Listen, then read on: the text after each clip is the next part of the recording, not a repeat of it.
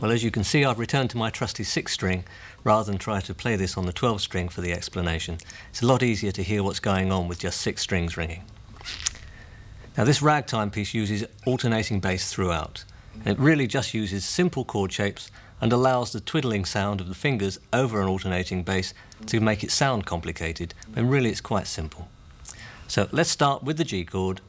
I'll play through it slowly. There's not a lot of explanation here, so I'll just play through it one bar at a time. Here we go. Here's the G. To an E7. You might not be familiar with this one. It's basically the same as a familiar D7, moved up 2 frets with a bar across. This is very common in blues, though. You might have some trouble lifting off that little finger and getting that note clear on the 1st string, 2nd fret. To an A, to an A7. It's quite hard. Sometimes this is called long A, going from long A to A7. Again, it's very, very common in blues. To a D7 with an F sharp, we had that earlier. I'll do that slowly then, all 4 bars.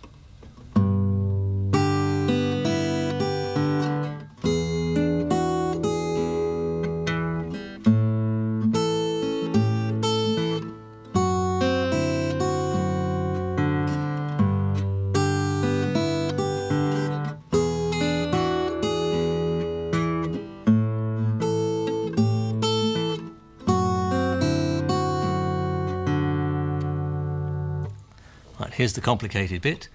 To a G chord, and it's that fingering we used earlier, 2nd, 3rd and 4th fingers.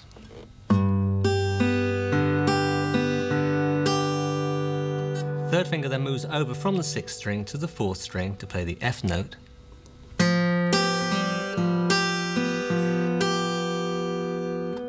Your 2nd finger then moves to the 4th string, 2nd fret, and your 1st finger goes on the 2nd string, 1st fret, giving a kind of C chord.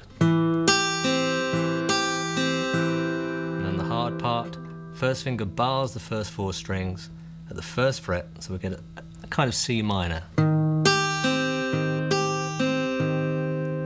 I'll do those 4 bars slowly.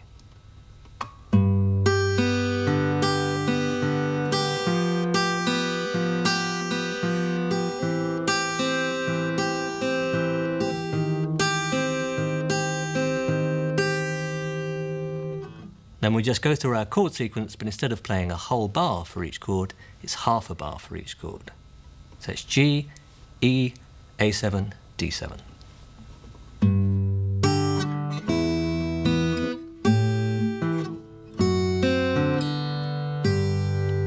Now, in fact, we get that 1st string G before we get the bass note going into the next section. And that's what ragtime's all about, that anticipation of having a note a little bit before you expect it, or a little bit after. It's called syncopation. I'll play those bars again, and this time I'll go into the next bar so you can hear that note being anticipated. Here it comes. Then the bass note. Okay, following the G bass note, we then have a little walk down the 4th string to give us a kind of turn around, played with the 2nd string open at the same time. Here it goes.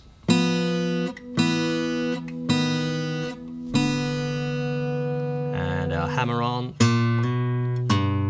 There's a kind of ending. So here we go. I'll play the whole thing slowly, and then I'll talk about the extra section that I played.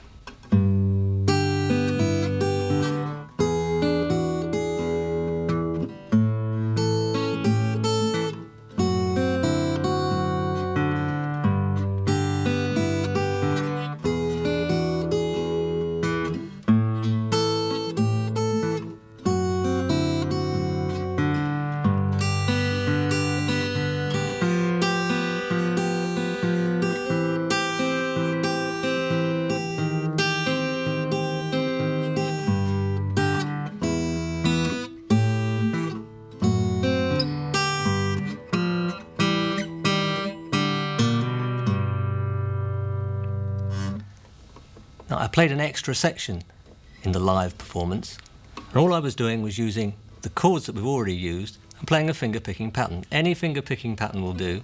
So try it now. Go through some E's, some A's, I'm playing A7, D7 and G.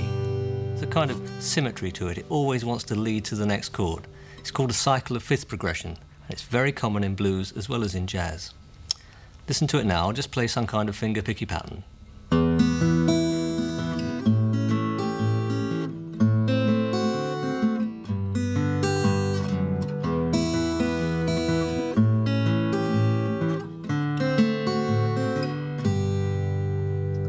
In essence, it doesn't matter really what you do as long as you stay in time and play the chords. Try making up your own section now. You might like to try adding some C's and some B7s just to see what happens. All right, I hope you enjoy the tune. No study of acoustic blues would be complete without a look at slide or bottleneck playing. The first thing we're going to have to do, though, is retune our guitars. More often than not, slide is played with the guitar in an open tuning. That's with the 6 strings tuned to a full chord, instead of the standard way. The two most commonly used tunings are open D and open G. Our blues uses open G, which from low to high is D, G, D, G, B, D. Now that means that the 6th, 5th and 1st strings have to be retuned. Here's the low D.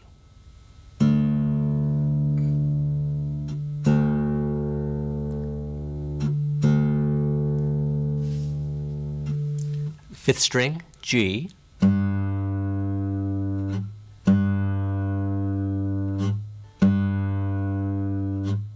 Fourth string is still a D.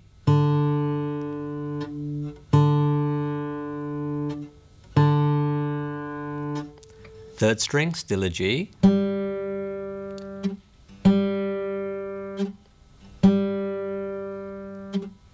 B on the second string.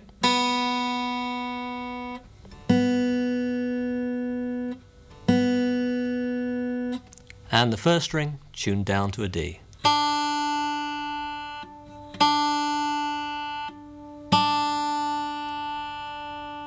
Sounds like this.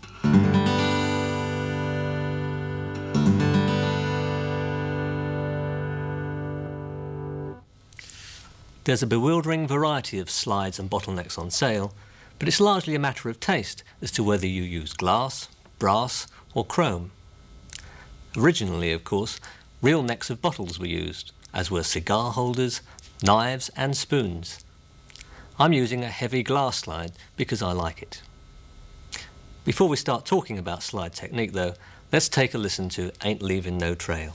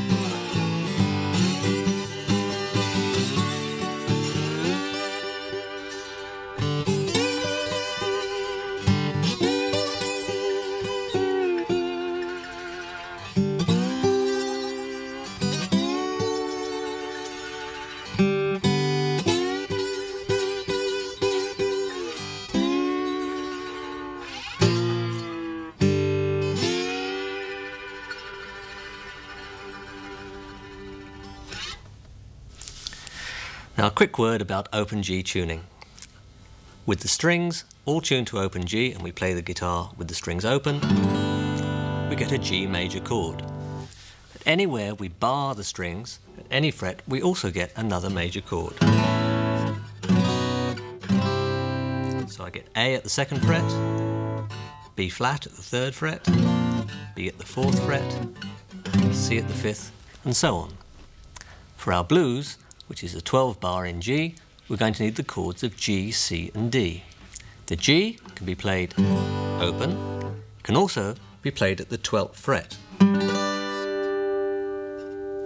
The C can be found at the 5th fret,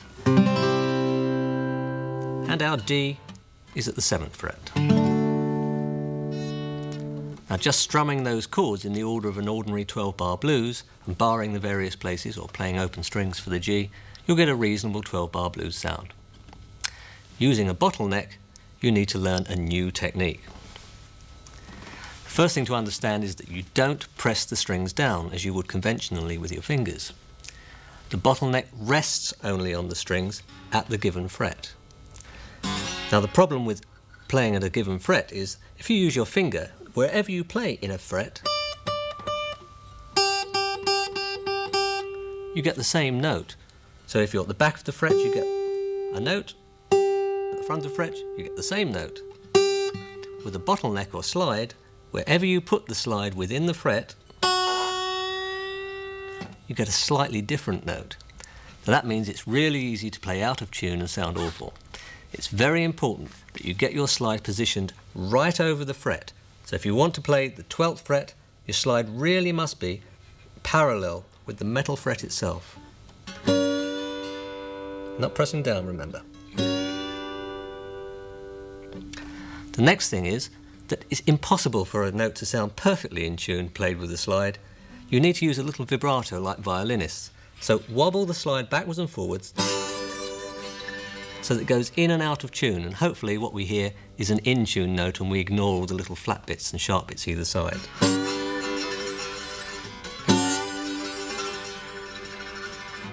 So for our G blues, using a slide, we have G at the 12th fret, C at the 5th fret, D at the 7th fret, and we have the G open, of course. Now, I'm not going to show you exactly how I played my 12-bar blues using a slide. This is part of the fun of it. You can make up your own now. You know the sequence for 12-bar blues: 4 bars of G, 2 bars of C, 2 bars of G, 1 bar of D, 1 bar of C, 1 bar of G, and 1 bar of D. I'll just play through the 12-bar sequence so you can see what I'm doing, how I'm sliding to notes. If I want to play single notes instead of a whole chord, I play single notes. But I always slide to them because you can hear when it comes into tune. If you just put your slide there, I'm sure you won't get it right 9 times out of 10. Slide to the thing, hear it going in tune. After a while, your ear gets tuned to this kind of thing, and you know when you're getting it right. So here's a simple 12-bar in G using the slide. Some of the time you'll notice that I'll be using finger style. Some of the time I'll be strumming. It's up to you which you use. It's probably easiest to begin with just to strum, but it probably sounds worse. Here's my 12-bar sequence. G.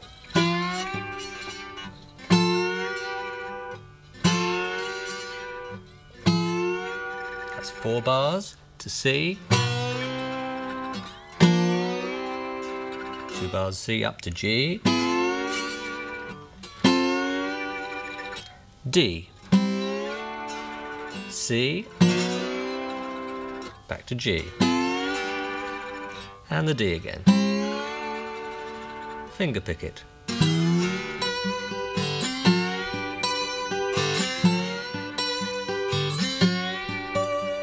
C, G, D, C, G, D. I'll strum that. Open G.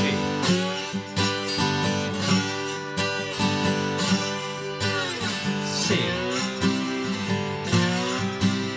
G. Open.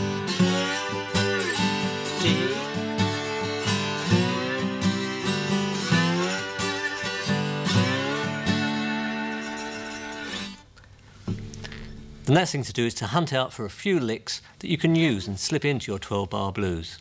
I rather like using the 3rd fret slid to the 2nd. You might recognise that from maybe Little Red Rooster by the Rolling Stones.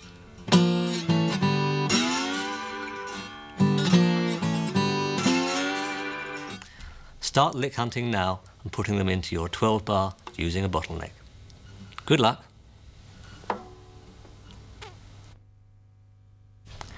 Well, it looks like we've finally reached the turnaround. This is the end of the programme, but I hope only the very beginning of a long relationship with acoustic blues guitar. Try as much as possible to get to hear the original artists who left such wonderful pieces of music. Skip James, Mississippi John Hurt, Gary Davis, Robert Johnson, Blind Blake, Blind Boy Fuller and Blind Willie McTell can all be found on reissue tapes and CDs. Look out too for modern players like Roy Bookbinder and Woody Mann, who are keeping the tradition alive with their splendid recordings. Remember that the blues is a living thing. Take what you like in the tunes you've learned in this programme and mix them all together to make some blues of your own. There are still plenty of styles and techniques left to look at, so I hope one day we can come back and show you some more. In the meantime, remember the words of Bob Dylan. It takes a man to laugh, but it takes a train to cry. See you soon.